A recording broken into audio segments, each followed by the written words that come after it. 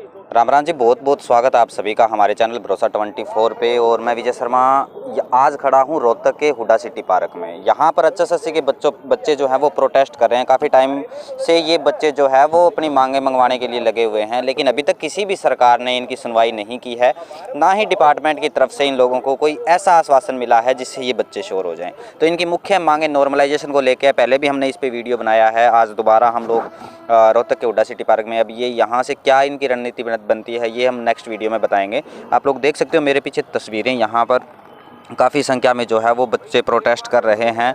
रवि आज़ाद जी से भी हम बात करेंगे और बताएंगे कि क्या कंक्लूजन इनका निकलता है और क्या इनकी आखिरी मांग होती है, और सरकार अगर मांग नहीं मानती तो आगे इनकी क्या रणनीति रहेगी। तो आप लोग कहीं ना जाएं, वीडियो पे बने रहें, वीडियो अभी जारी है। सरकार जब इनके साथ नाइंसाफी कर रही है और सरकार बांट रही है, यूथ को रोजगार के नाम पे बांट रही है। आपको ध्यान होगा हरियाणा के मुख्यमंत्री ये कहते थे कि हमने खर्ची और पर्ची दोनों बंद कर दी। और तमाम आप देखिए पिछली भर्तियों में, मैं विशेष रूप से हम आंदोलन में ज़्यादा बिजी रहे, लेकिन हम साथ साथ इन चीज़ों को देखते थे कि किस तरह से नौकरियों की बंदरबाट हो रही है। आपने देखा अभी ये जो HPSC वाली कि किस तरह से जो है पर्ची खर्ची छोड़िए, सूटकेस भर कर के पैसे लिए जा रहे थे, और किस तरह से अब उनके ऊपर कार्रवाई की जा रही है वो भी आप देख सकते हैं। तो ये एक बहुत बड़ा घोटाला है और हम कई बार इन मुद्दों के ऊपर बोले हैं। और हम खट्टर सरकार को, और ये जो HSSC है, क्योंकि ये HSSC की फुल फॉर्म तो ये है कि हरियाणा स्टाफ सिलेक्शन कमीशन, लेकिन जो इसकी कारगुजारियाँ हैं उस हिसाब से इसका नाम बदल करके और हरियाणा सुपर स्कैम कमीशन रख देना चाहिए। और सबसे ज़्यादा जब इन्होंने बगैर खर्ची और पर्ची की बात की, इन्हीं युवाओं ने बीजेपी को वोट दिया। आज ये देखिए कि किस तरह से इनके साथ नाइंसाफी हो रही है। और पिछली सरकारों के भी रिकॉर्ड तोड़ दिए इन्होंने। पिछली सरकार में शर्म लिहाज तो हुआ करती थी नौकरी देने में, अब तो पैसों में नौकरियां बट रही हैं। और मैं चैलेंज करता हूं हरियाणा के मुख्यमंत्री को, HSSC के चेयरमैन को चैलेंज करता हूं। हमें बहुत सारे लोग मिल जाते हैं कि प्रधान जी इतने लाख में लगेगा, कोई हो तो बता देना, गारंटी हमारी है। हमारे से बात करे सरकार, चेयरमैन हमारे से बात करे। तो ये एक बहुत बड़ा मामला है। हम आज तो यहाँ पर बहुत सारे साथी हमारे इकट्ठा हुए क्योंकि इनकी बात कोई सुनने वाला नहीं है। मैं हरियाणा के जो भी विपक्ष के नेता हैं उन्होंने विधानसभा में इस मुद्दे को उठाया, अच्छी बात है, लेकिन जरूरत है अब उनको सड़क पे आकर के, उनको केवल विधानसभा में मुद्दा उठाने से बात नहीं बनेगी। विपक्ष का काम होता है सदन से लेकर के और सड़क तक लड़ाई लड़ना। ये विपक्ष के लोग झूठी वाहवाही लूटना बंद करें और इन युवाओं का नेतृत्व करें, सड़क पर आकर के इनके लिए आंदोलन करें, सरकार को और HSSC को झुकाने का काम करें। एक और जो बड़ा मुद्दा है, आज सारों से हम बातचीत कर रहे हैं कि हकीकत में ये घोटाला क्या है, और ये हकीकत में बहुत बड़ा स्कैम है। सब अपने अपने विचार रख रहे, सब हमारे साथी, और आप देख सकते हैं कि इनके चेहरे का रंग बता रहा है कि जो यूथ हमारे देश की सबसे बड़ी ताकत है, आज वो किस तरह से, आप देखिए महंगे फार्म, महंगी कोचिंग, और आजकल तो बगैर नौकरी रिश्ते भी नहीं होते। हालात क्या हो चुके हैं, एक तरफ निजीकरण की तरफ जा रहा है देश, सरकार एक एक संस्था को बेच रही है।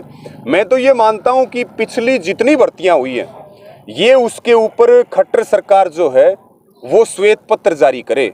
दूध का दूध और पानी का पानी हो जाएगा कि इन्होंने कितने लोगों को पैसे लेकर के, कितने अपने लोगों को इन्होंने भाई भतीजावाद करके इन्होंने सेट किया है। तो हमारी खास करके आज जो चर्चा यहाँ हो रही है वो SI के एग्जाम को लेकर के हो रही है, और एक कांस्टेबल का जो बहुत बड़ा मुद्दा है, क्योंकि बड़ा बहुमत जो है वो है कांस्टेबल मेल का जो रिजल्ट आया। कभी ये भ्रष्टाचार करते हैं, कभी ये पेपर लीक करते हैं। अब इन्होंने एक नया मुद्दा बना लिया नॉर्मलाइजेशन का। नॉर्मलाइजेशन का इन्होंने मुद्दा बनाया, और उस मुद्दे के तहत जो है अब ये अपने लोगों को एडजस्ट करने में लगे हुए हैं। इसका फार्मूला क्या है किसी को नहीं पता, कट ऑफ लिस्ट क्या है किसी को नहीं पता, इनका सिलेबस क्या है किसी को नहीं पता। यानी कि ये तो जिसकी लाठी उसका भैंस। अब हम ये बात कह रहे हैं सभी साथियों को कि आप इसके ऊपर इकट्ठे हो, इसके ऊपर संगठित हो। ये जो HSSC है और ये जो हरियाणा की खट्टर सरकार है इसका इलाज करना पड़ेगा। तो इलाज कुछ कमी रह गई थी क्या? किसान आंदोलन के दौरान भी आप ये कहते थे इनका इलाज करना पड़ेगा, वो बैकफुट पे चले गए जी, अब भी कुछ कमी रह गई। ये सरकार जो है बिल्कुल घुटनों के बल आएगी। और ये जो लूट खसोट और भ्रष्टाचार हो रहा है, जो नाइंसाफी हो रही है, यहाँ तो पढ़ने ना पढ़ने का कोई फायदा ही नहीं है। अभी आप सुन रहे थे कि शिफ्ट चलती हैं, कि भाई मेरा पहली शिफ्ट में आ गया तो मेरी किस्मत खराब, दूसरी में आ गया तो मेरी किस्मत अच्छी। अभी हम सारे साथियों से बातचीत कर रहे थे, तो युवाओं को मेरी स्पेशल आपके माध्यम से ये अपील है, जो मैं आपको कह रहा कि भाई विपक्ष के जो लोग हैं उनको नेतृत्व करना चाहिए, उनको सदन के साथ साथ सड़क पे आना चाहिए। और इसी के साथ में जो सारे हमारे युवा भाई बहन हैं जो इस रोजगार की लाइन में लगे हुए हैं, वो इकट्ठे होंगे तो किसान भी साथ देंगे, मजदूर भी साथ देंगी, खापे भी साथ देंगी, हमारे परिवार के भाई बहन हैं। हम सारे इकट्ठे होकर के लड़ेंगे तो जब हम मोदी सरकार को हरा सकते हैं तो खट्टर सरकार का तो कोई व्युत्पत्ति नहीं हो, तो बाएं हाथ का खेल है। आपने कहा कि श्वेत पत्र जारी करें, जी। ये थोड़ी सी राजनीतिक भाषा है, विधानसभा में ये भाषाएं उठती हैं, तो जी। आप भी किसी राजनीतिक दल से संबंध रख के इस आंदोलन को आगे बढ़ाना चाहते हैं? देखिए, मैं निश्चित तौर पे ये राजनीतिक भाषा नहीं है, ये एक ऐसी हम इसको तरीका कह सकते हैं जिससे दूध का दूध और पानी का पानी हो सकता है। सरकार इस काम को नहीं करेगी, सरकार करेगी तो सरकार खुद फंसेगी। आप देखिए कि हरियाणा के मुख्यमंत्री खुद सदन में अपने ही चेयरमैन का बचाव करने में लगे हुए हैं। हमारा कोई राजनीतिक मुद्दा नहीं है, और राजनीति कोई इनको ब्याह नहीं रखी राजनीति, या कोई माँ के पेट से ये लाइसेंस लेके पैदा नहीं हो रहे।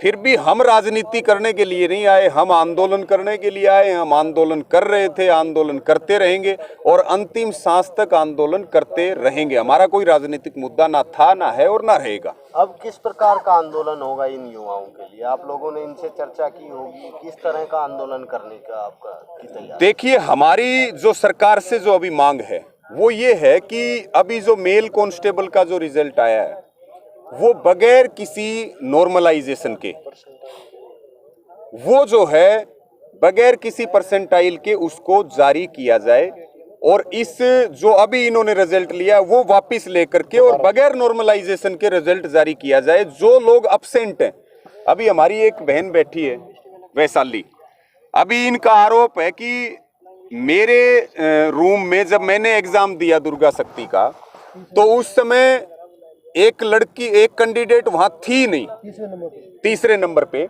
उसके बावजूद जो है उसका नाम लिस्ट में आ रहा है पीएचडी। अब आप बताओ इसके ऊपर क्या कहोगे? तो हमारी सरकार से ये मांग है, एचएसएससी से ये मांग है कि इस रिजल्ट को वो बगैर किसी नॉर्मलाइजेशन के इसको दोबारा से जारी करें, और जो अब्सेंट हैं उनका भी वो क्लियर करें, इसकी कट ऑफ बताई जाए, तब हम मानेंगे कि सरकार ठीक है।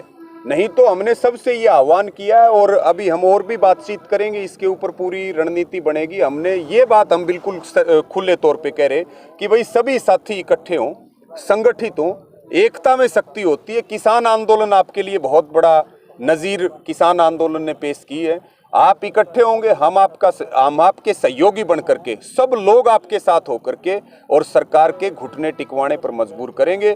सरकार को इस तरह से युवाओं के भविष्य के साथ खिलवाड़ किसी भी कीमत पे नहीं करने दिया जाएगा।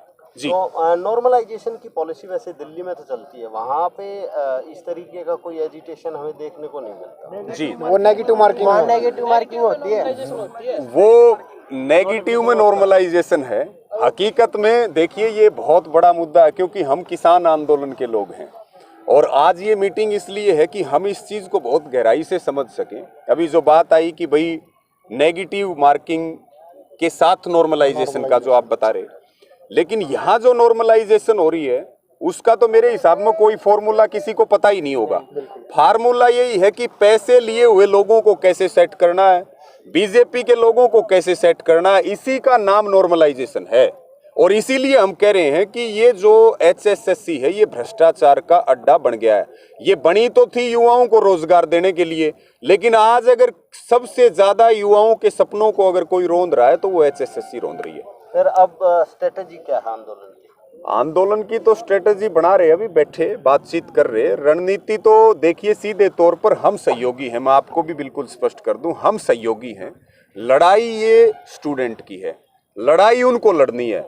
वो जैसा निर्देश देंगे, जैसी वो रणनीति बनाएंगे, हम पूरी ताकत के साथ उनका साथ देंगे, ये तय है, ये हमेशा के लिए तय है।